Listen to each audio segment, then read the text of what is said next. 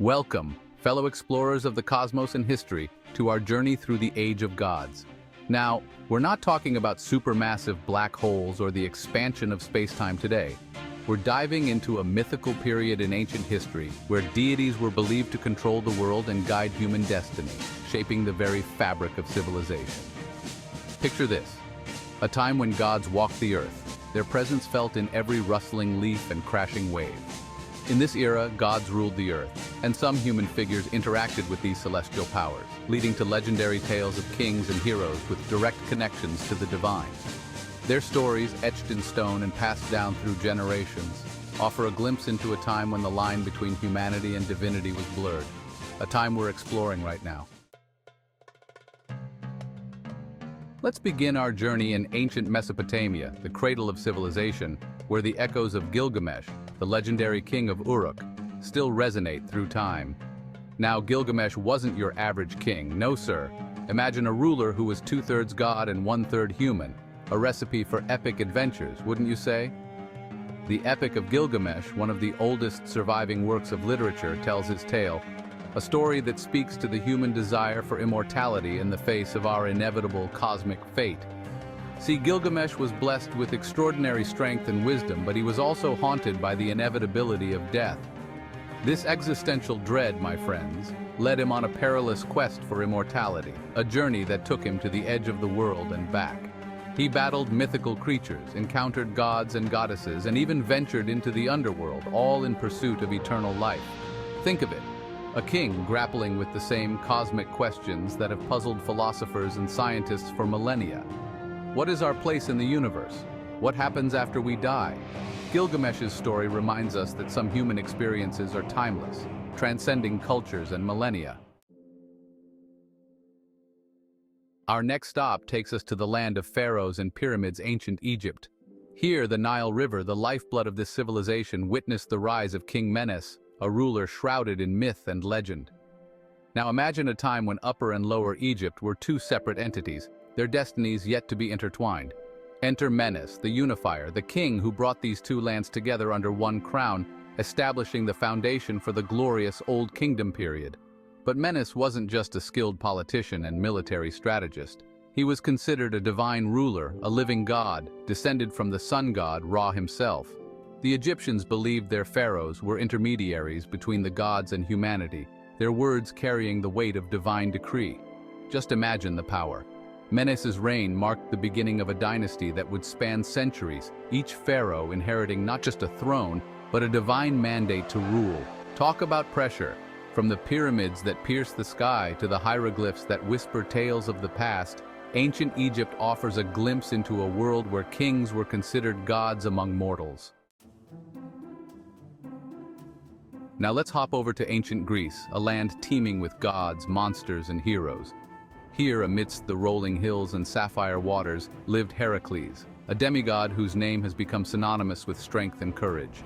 Born to Zeus, the king of the gods, and Alcmene, a mortal woman, Heracles was destined for greatness, but not without facing the wrath of Hera, Zeus's jealous wife. Imagine being hated by a goddess. Hera's fury set Heracles on a path filled with extraordinary challenges known as the 12 labors. These weren't your everyday chores, mind you. We're talking slaying monstrous lions, capturing fire-breathing bulls, and even cleaning out King Augeas' stables, which housed thousands of cattle and hadn't been cleaned in decades. Talk about a dirty job. Each labor tested Heracles' strength, cunning, and resilience, pushing him to the very limits of his demigod abilities. But through it all, Heracles emerged victorious, proving his heroism time and time again. His story, my friends, reminds us that even those favored by the gods must overcome immense obstacles, a testament to the human spirit's ability to triumph over adversity. Chapter 4. From the sun-drenched shores of Greece, we journey north to the icy plains and fjords of Scandinavia, the realm of the Norse gods. Here, amidst the frost giants and Valkyries, reigns Odin, the Allfather, a god of wisdom, war, and magic. Odin. Picture a figure with one eye, his gaze piercing the veil of time and space, seeking knowledge to safeguard his people. Odin sacrificed his eye at the Well of Erd in exchange for wisdom, a small price to pay for the knowledge he sought. Odin, This relentless pursuit of knowledge led me to master the runes, an ancient form of magic, and to send my ravens, Hugin and Munin, to gather information from across the 9 realms. But Odin wasn't just a wise ruler, oh no. I was also a fierce warrior, leading my people into battle against giants and other mythical beasts. He wielded the magical spear Gungnir, which never missed its target, and rode the 8-legged horse Sleipnir across the sky and into the underworld. Odin. My story reminds us that knowledge is power, but also that true leadership requires courage, sacrifice, and a willingness to face the unknown. Indeed, Odin's legacy in Norse mythology is a testament to the balance of wisdom and valor. Now, let's shift our focus to the east, to the heart of ancient Persia, where I, Cyrus the Great, founder of the Achaemenid Empire, carved my name into the annals of history. Cyrus wasn't just a conqueror, though he was undoubtedly good at it. He was known for his tolerance, his respect for the customs and religions of the people he conquered. Imagine that, a ruler who understood that unity didn't require uniformity. I allowed exiled Jews to return to Jerusalem and rebuild their temple, a testament to my compassionate leadership. Legends grew around Cyrus, blurring the line between history and myth. Some even saw him as a shepherd chosen by the god Ahura Mazda to bring peace and justice to the world. He was said to possess a divine radiance, a far cry from the ruthless tyrants of old. My story reminds us that true leadership lies not just in military might, but in wisdom, compassion, and a respect for the diversity of human experience. Let's travel back to ancient Mesopotamia, where our journey began, to meet Anu, the Sumerian god of the sky. Now, Anu wasn't a king in the traditional sense, but he was the king of the gods, ruling over the heavens from his celestial abode. Imagine a being of immense power, his gaze encompassing the entire cosmos, every star and planet dancing to his tune. Anu represented order, the natural laws that governed the universe, a concept that resonated deeply with the Sumerians, who were keen observers of the night sky. He was often depicted wearing a horned cap, a symbol of his divine authority, and holding a scepter, representing his dominion over the cosmos. Anu's story, although less focused on earthly exploits, reminds us that ancient civilizations recognized the power and mystery of the cosmos, seeking answers in the movements of the stars and the patterns of nature. We conclude our journey back in the familiar realm of Greek mythology, this time ascending Mount Olympus, the majestic abode of the gods.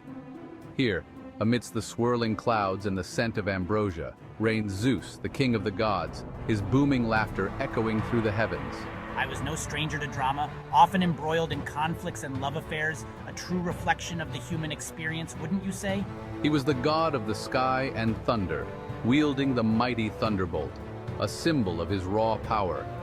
But Zeus wasn't just a force of nature.